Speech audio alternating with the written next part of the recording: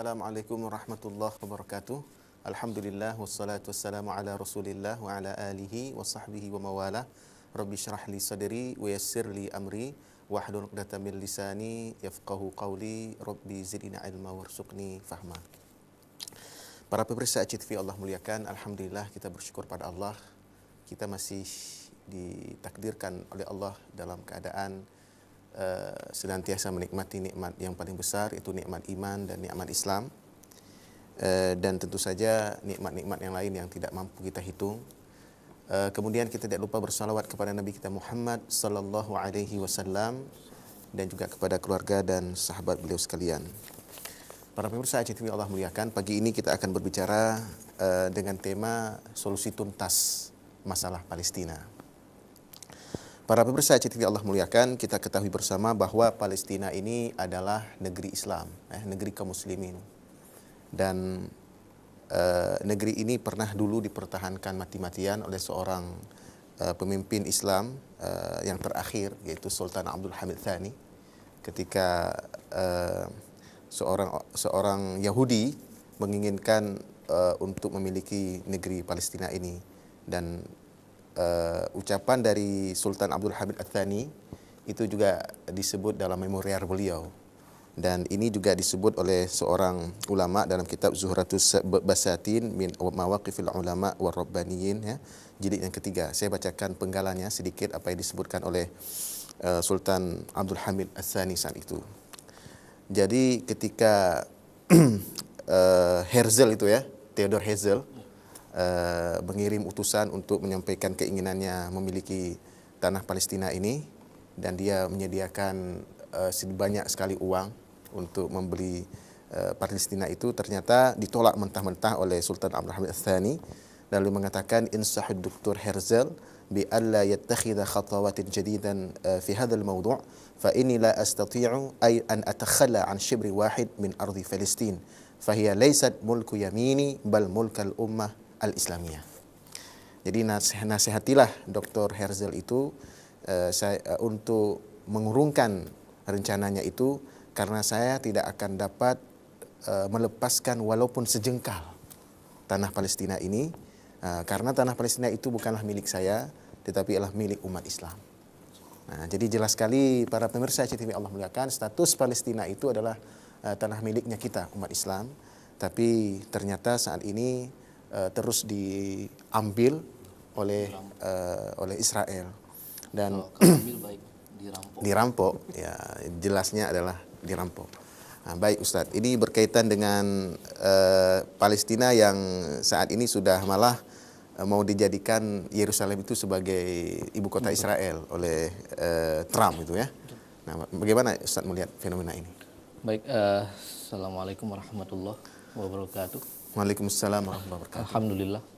Allahumma salli wa sallim ala Muhammadin wa ala alihi washabihi ajmain. Rabbi shrah li sadri wa yassir li amri wahlul 'uqdatam min lisani yafqahu qawli. Syukur alhamdulillah kita bisa bertemu lagi, Ustaz. Iya.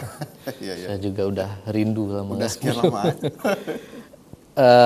Mengenai pembicaraan kita pada pagi hari yang mulia ini, insyaallah para pemirsa ACTV yang dirahmati Allah dan juga Ustadz yang insyaallah disayang Allah. Persoalan Palestina kan seperti tadi Ustadz sampaikan, ini udah berlangsung sekian lama. Betul udah sekali. Berlangsung kurang lebih hampir 100 tahun lamanya. Jadi 1893 itu terjadi konferensi Zionis di Basel. Nah, kemudian Basel itu di mana? Di Swiss. Di Swiss, oke. Di Swiss. Nah, di mana waktu itu menghasilkan petingginya, yakni Theodor Herzl, menghasilkan sebuah langkah konkret, yakni bahwa kesimpulannya bahwa mereka Yahudi harus punya tanah, harus punya negara. Nah, maka kemudian berangkatlah Herzl menemui Sultan tadi Abdul Hamid Ats-Tsani, ya, tahun 1901. Jadi dia meminta tanah di Palestina untuk menjadikan negara Israel. Namun Sultan Abdul Hamid menolak dengan alasan bahwa tanah itu bukan milikku, tapi itu tanah kaum muslimin. Betul. Nah, yang sudah dimiliki sejak Khalifah Umar bin Khattab. Betul, betul. Nah, jadi Yahudi silakan simpan uangnya. Aku tidak mungkin membangun Utsmani ini dengan uang dari musuh-musuh Islam. Betul, betul, betul. Lebih seperti itu. Iya, jadi akhir-akhir ini ada hal yang mengusik sebenarnya, tapi di tengah gangguan seperti itu, ya, karena memang itu arogansinya seorang Donald Trump, Presiden Amerika, yang dengan sepihak mengumumkan dia akan memindahkan ibu kota Israel ke Baitul Maqdis, kan seperti itu, ke Yerusalem. Okay. Tapi ada hal lain yang patut kita syukuri, ya, karena Allah memberikan kepada kita lebih dari apa yang diambil, kan seperti itu. Kenapa? Bahwa arogansi Trump kemudian dengan semena-mena itu memang udah tercium, dan kita bisa lihat bagaimana cara dia kemudian mengumpulkan pemimpin-pemimpin Arab waktu itu sebelum dia mengumumkan pemindahan ibu kota. Namun ternyata reaksi dari kaum muslimin di seluruh dunia itu menghasilkan sebuah fenomena yang luar biasa. Bagaimana umat Islam yang selama ini sering terpecah belah, berselisih dengan berbagai hal yang mulai dari perkara remeh-temeh sampai urusan yang berat, ini kemudian bersatu meneriakkan satu hal, bahwa mereka menolak perebutan Baitul Maqdis itu sebagai ibu kota negara Yahudi. Betul. Kemudian juga Allah memberikan rasa cinta, rasa rindu kepada kita, kepada saudara muslim kita yang ada di sana, yang selama ini mungkin nggak peduli terhadap kondisi saudaranya. Dengan peristiwa itu, kemudian di Indonesia dan di berbagai tempat itu terjadi aksi bela Palestina besar-besaran. Di Indonesia tanggal 17 yang lalu, di beberapa hari yang lalu, terjadi aksi 1 juta umat, bahkan mungkin lebih, itu yang diprakarsai oleh MUI, itu kemudian melakukan aksi bela Palestina di mana kaum muslimin berkumpul. Dan satu hal yang membuat kita merinding melihatnya, bagaimana mereka kemudian datang berbondong-bondong tanpa dibayar. Mereka membayar. Dan mereka kemudian tidak didorong oleh kepentingan uang ataupun yang lain, tapi mereka didorong oleh akidahnya. Jadi mereka hadir, kemudian menyatakan penolakan terhadap perebutan Yerusalem itu atau Baitul Maqdis, karena itu tanah kaum muslimin. Betul. Itu karena dorongan akidah. Iya. Jadi dan ternyata ikatan ini, yakni ikatan akidah ini jauh melebihi ikatan-ikatan yang lain. Iya. Lebih kuat daripada ikatan keluarga, ikatan negara, kebangsaan, ikatan kepentingan ataupun ikatan-ikatan yang lain. Nah, ternyata apa? Ikatan akidah ini adalah ikatan yang terkuat, dan kita udah melihat bagaimana kaum muslimin yang begitu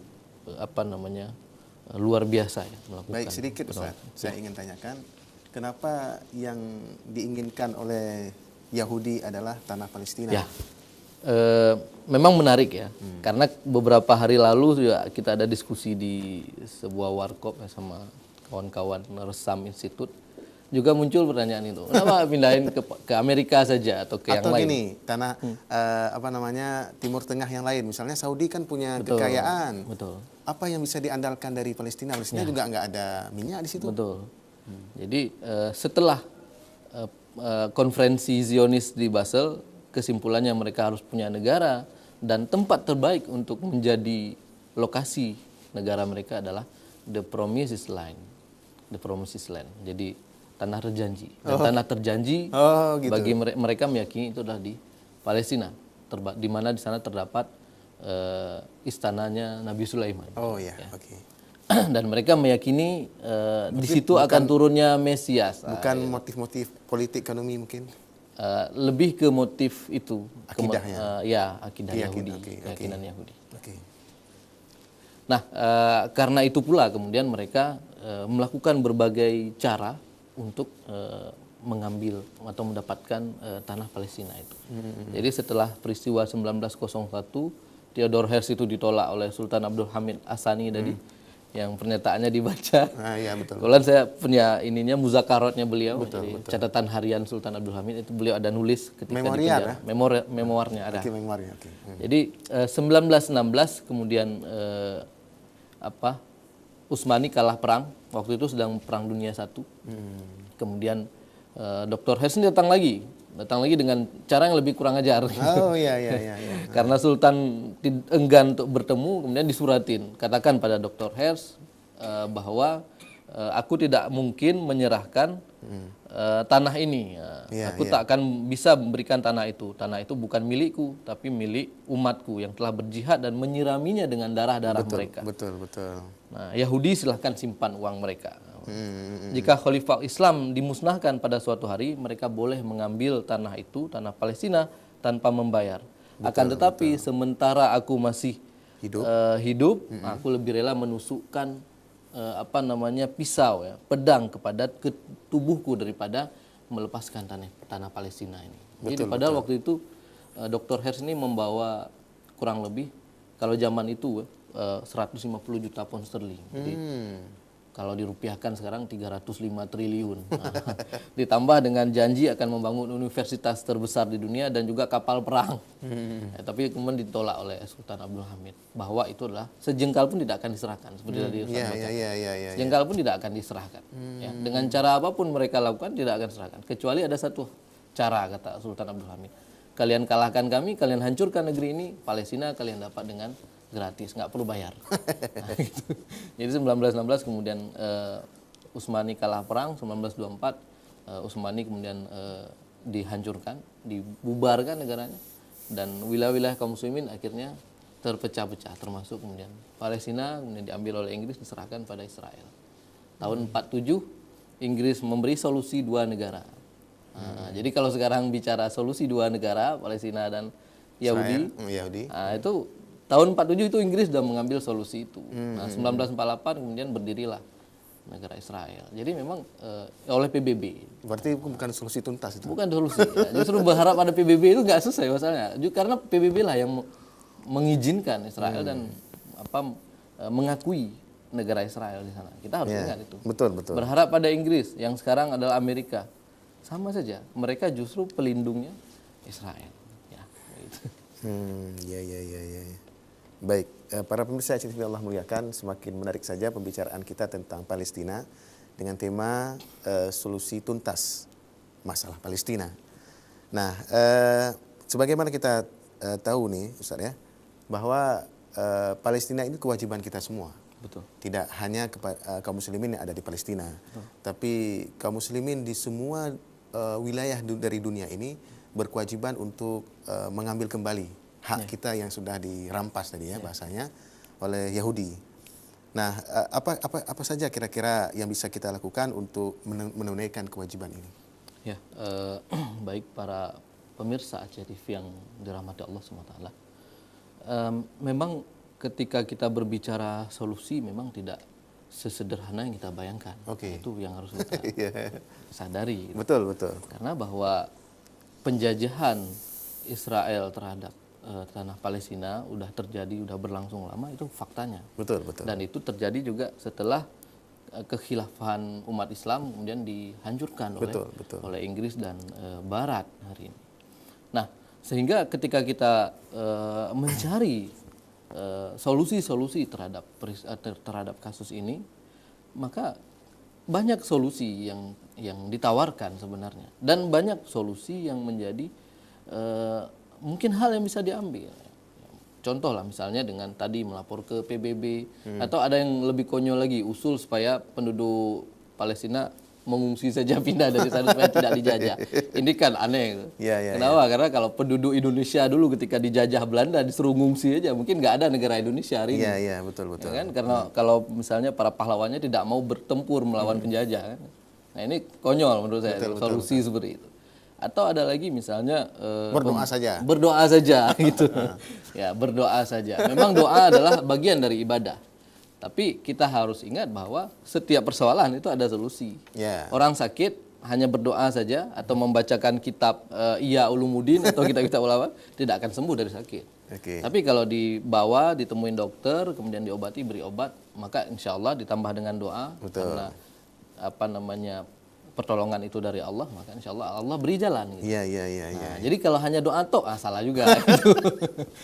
Tapi kalau misalnya ada lagi misalnya boikot, nah itu juga sering ya. Baik, Ustaz, nanti kita lanjutkan. Kita ikut dulu pesan-pesan berikut ini.